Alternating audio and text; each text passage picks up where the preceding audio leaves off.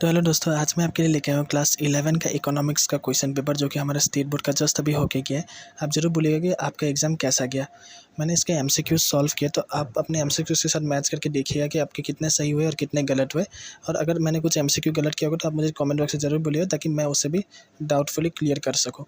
लेकिन मेन मुद्दे की बात यह है कि यहाँ हम लोग का लेसन 8 यानी कि आई थिंक डिस्पर्सन जो चैप्टर है, वहाँ से हमको क्वेश्चंस आए गए थे, जो कि अब ऑलरेडी डिलीटेड पार्ट है लास्ट 2 साल से, जितना मुझे पता है।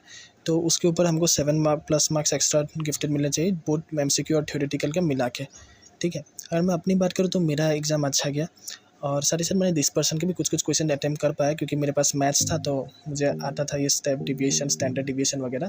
तो थोड़ा बहुत आइडिया था, तो मैंने वो भी सॉल्व कर दिया। लेकिन हालांकि गिफ्टेड मार्क्स जरूर मिलना चाहिए। और आप जरूर बोलिएगा कि आपका एग्जाम कैसा गया। Till then keep watching the video and don't forget to hit the subscribe button.